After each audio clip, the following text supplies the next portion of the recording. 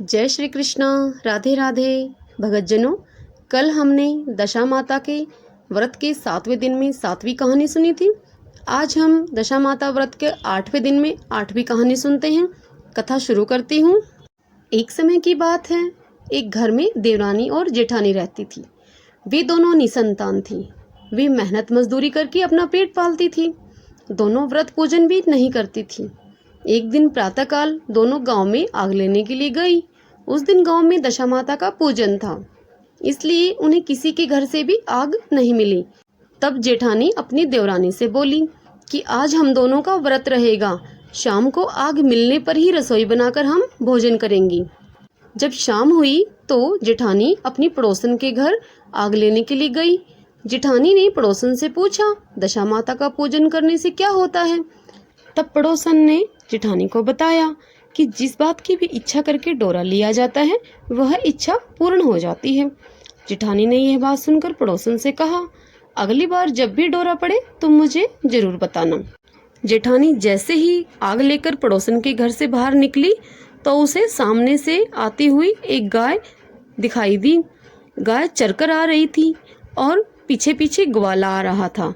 ग्वाले के कंधे पर एक बछड़ा था जिसे गाय चाटती हुई चल रही थी। उसने ग्वाले से पूछा, तुम्हारी गाय पहली बार ब्याई है या फिर दूसरी बार या फिर तीसरी बार? तब ग्वाले ने उसे बताया कि यह पहली बार ब्याई है। तो फिर दोबारा उसने पूछा, गाय ने बछड़ा दिया है या बछिया? तो ग्वाला फिर से बोला, बछड़ा है। यह जानकर पड़ोसन ने जेठानी को कहा कि अब तुम घर जाओ और घर जाकर दशा माता का डोरा ले लो। 9 दिन तक व्रत रखकर कथा सुनना और 10वें दिन सिर सहित स्नान करके पूजन करना। दशा माता चाहेंगी तो 10 दिन में तुम्हारी मनोकामना अवश्य ही पूरी हो जाएगी। जेठानी ने घर जाकर सारी बातें देवरानी को बताई। दोनों ने दशा माता से मनौती मांगी कि यदि हम दोनों के संतान होगी तो हम सुहागिनों को नोत कर दूरिया कराएंगी। दोनों ने दशा माता के डोरे ले लिए। अब दशा माता की कृपा से डोरे की पूजा से पहले ही दोनों देवरानी जेठानी गर्भवती हो गई। 9 महीने 9 दिन के बाद दोनों के यहाँ 2 लड़कों ने जन्म लिया। बालकों के नामकरण संस्कार के बाद देवरानी ने जेठानी से कहा, हमने सुहागिनों को नोतने की मनौती मांगी थी, अब उसे पूरा करना चाहिए। जेठानी ने कहा, अभी क्या जल्दी है ऐसी? जब लड़कों का अन्नप्राशन संस्कार होगा तब सुहागिनों को नोता देंगे। लड़कों का अन्नप्राशन संस्कार हुआ। देवरानी ने फिर से जेठानी से सुहागिनों को नोतने की बात कही, परंतु जेठानी ने बात को फिर से टाल दिया और कहा कि जब लड़कों का मुंडन संस्कार होगा तब हम सुहागिनों को नोत देंगे। कुछ समय के बाद लड़कों का मुंडन संस्कार भी हो गया। देवरानी ने जेठानी को सुहागिनों के नोतने की फिर से बात कही। तब जेठानी बोली, जब लड़कों की सगाई होगी तब सगाई के समय सुहागिनें नोत दी जाएंगी। लड़कों की सगाई हो गई, परंतु जेठानी ने सुहागिनें नहीं नोती और फिर बोलती है कि जिस दिन लड़कों की भांवरे पड़ेंगी उसी दिन सुहागिनों को नोता दे देंगे। उसकी यह बात सुनकर देवरानी बोली, बहन तुम्हारी जब इच्छा हो तब सुहागिनों को नोत लेना, मैं तो मंडप पाच्छादन के दिन सुहागिनों को नोत दूंगी। देवरानी ने मंडपाच्छादन के दिन सुहागिनों को नोता दिया, परंतु जेठानी ने परवाह ही नहीं की। मंडपाच्छादन के बाद मातृका पूजन करके दोनों दूल्हे बारात सजाकर बैंड बाजे के साथ ब्याहने को चल दिए। देवरानी के बेटे का विवाह बड़ी धूमधाम से सुकुशल पूर्ण हो गया, परंतु जेठानी ने सुहागिनों को नोता नहीं दिया था, इसलिए दशा माता भांवरों के समय दूल्हे को ले गई। दूल्हे के सहसा गायब हो जाने के कारण वर कन्या दोनों पक्षों में हाहाकार मच गया। अब जेठानी के लड़के की बारात खाली हाथ ही लौट कर आ गई। लड़की की माता बड़े संकट में पड़ गई कि इस अर्ध ब्याही लड़की से कौन ब्याह करेगा।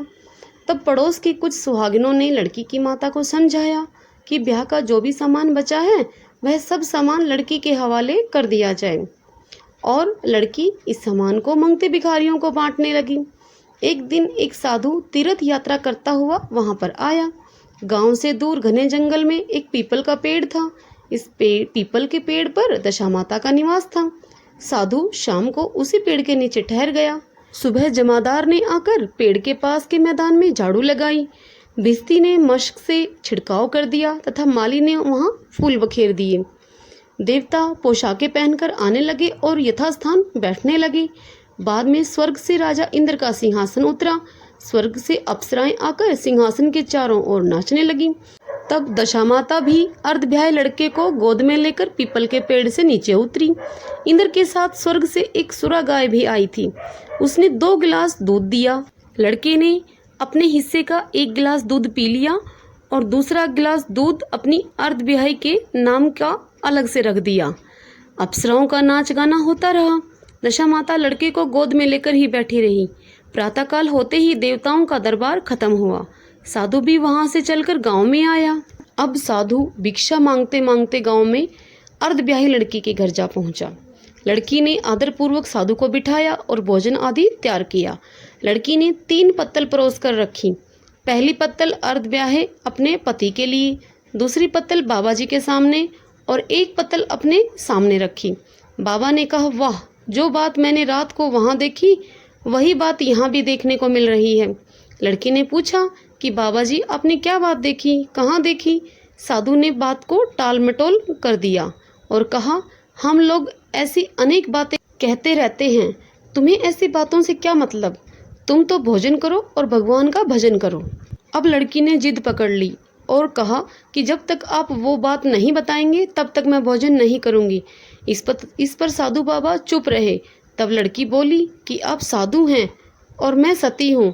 आप या तो अपने कथन को पूरा कीजिए कि आपने रात में क्या देखा, नहीं तो मैं आपको श्राप दे दूंगी। तब साधु बाबा ने रात का किस्सा कह सुनाया। यह सुनकर लड़की ने बाबा के साथ पीपल के पेड़ के पास जाने का निश्चय किया। साधु आगे चलते रहे और लड़की उनके पीछे पीछे चलती रही। साधु बाबा लड़की को उसी पीपल के पास छोड़कर चले गए। अब संध्या हो जाने पर रोजाना की तरह जमादार ने झाड़ू लगाई, बिस्ती ने मशक से पानी का छिड़काव किया और माली ने वहां फूल बिखराए। देवताओं के राजा इंद्र आए, अप्सरा नाचने लगी। उस समय दशामाता पीपल के पेड़ से उतरकर दरबार में बैठ गई। लड़के ने सुरा गाय से दूध लिया और 1 गिलास अपनी अर्धब्याही लड़की के नाम का रख दिया। जैसे ही लड़के ने दूध का गिलास मुंह से लगाया, वैसे ही लड़की दूसरा गिलास हाथ में लेकर वर के सामने उपस्थित हो गई। वह बोली, अपना हिस्सा लेने के लिए मैं तैयार हूँ, मैं सेवा करने के लिए तैयार हूँ। तब लड़का बोला, मैं तुम्हें नहीं मिल सकता क्योंकि मैं दशामाता की सेवा में रहता हूँ। मुझे अभी दरबार में जाकर दशामाता की गोद में जाकर बैठना होगा। यदि तुम दशामाता को प्रसन्न करके उनसे मुझे अपने लिए मांग सकती हो तब तो मैं तुम्हारा हो सकता हूँ। लड़का दूध पीकर दशामाता की गोद में जा बैठा। लड़की अप्सराओं के साथ नाच गाना करने लगी। सवेरा हुआ तो दशामाता ने इस नई लड़की को बुलाकर पूछा कि तुम कौन हो? तुम्हारे नाचने से मैं बहुत प्रसन्न हूँ, जो मांगना हो वह मांग लो। लड़की ने दशामाता से वचन ले लिया कि मैं जो कुछ भी मांगूंगी आप मुझे प्रदान करेंगी। तो दशामाता ने तथास्तु कहने के बाद लड़की ने दशामाता से अपने पति को पकड़कर कहा, मुझे यही चाहिए। दशामाता ने कहा, तूने मांगा तो बहुत, परंतु मैं वचन दे चुकी हूँ, इस कारण से मैं तेरे पति को तुझे वापस देती हूँ। राजा इंद्र ने पूछा कि भगवती यह सब क्या राज है? मैं इस राज को जानना चाहता हूँ। इस पर दशामाता ने इंद्र को बताया कि यह लड़का मेरे वरदान से ही प्राप्त हुआ था और इसकी माता ने मनौती मांगी थी कि लड़का होने पर मैं सुहागिनों को न्योता दूंगी। उसने अभी तक अपना वचन पूरा नहीं किया है, इसी कारण मैं इस लड़के को विवाह के मंडप से हर लाई थी। वह लड़की इसकी अर्धब्याही पत्नी है और पतिव्रता है। पतिव्रता होने के कारण यह देव समाज में पहुंचकर मुझसे अपना पति मांग रही है। तब दशामाता के ये वचन सुनकर इंद्र सहित सभी देवताओं ने वर वधू के ऊपर पुष्पों की वर्षा की। साधु बाबा भी वहां आ गए। साधु बाबा दूल्हा और दुल्हन को साथ लेकर गांव की ओर चल पड़े। जब ये तीनों गांव के समीप पहुंचे तो गांव वालों ने दूल्हा दुल्हन को देखकर लड़की के पिता को सूचना दी कि तुम्हारी पुत्री अपने दूल्हे को साथ लेकर आ रही है। जिस दिन से लड़की चली गई थी उसके पिता ने लोगों के डर से बाहर निकलना बंद कर दिया था। गांव वालों की बात सुनकर उसने घर के किवाड़ बंद कर लिए। उन्होंने ऐसा समझा कि लड़की साधु बाबा के साथ आ रही है, अब लोग हमारा फिर से उपवास करेंगे, इसलिए उन्होंने अपने घर के किवाड़ बंद कर लिए और गांव के गणमान्य व्यक्तियों ने भी वही बात बताई। तब उसने घर के किवाड़ खोले और बाहर निकला। उसने अपने द्वार पर लड़की और दामाद को खड़े देखा तो उसकी प्रसन्नता का ठिकाना नहीं रहा। लड़की के पिता ने इस खुशी पर दान पुण्य किया और फिर से विवाह की तैयारी की। तब लड़की ने अपनी माता से कहा कि पहले दूल्हे की माता सुहागिनों को न्योता देकर बारात लेकर आए, तब विवाह के नेग पूरे होंगे। ऐसा सुनकर लड़के की माँ ने पहले सुहागिनों को न्योता दिया और फिर बारात लेकर चली। बड़ी धूमधाम से विवाह संपन्न हुआ। वर वधू दोनों अपने घर आ गए। वधू की खुशी में लड़के की माता ने दोबारा सुहागिनों को न्योता दिया। उसी समय से विवाह के भांवरों के दिन वर के घर पर सुहागिनों को न्योतने की प्रथा चली आ रही है। हे दशा माता, जिस तरह आपने सती की दशा बदली, वैसे ही सभी की दशा बदले, सभी का कल्याण करें। जो भी भगत इस कहानी को कहे, सुने या फिर हुंकारा भरे, सब पर अपनी कृपा दृष्टि करना। बोलो दशा माता की जय। भगतजनों, ये हमने दशा माता की 8वीं कथा सुनी थी। कल हम 9वें दिन 9वीं कथा सुनेंगे। तब तक के लिए जय श्री कृष्णा, राधे राधे।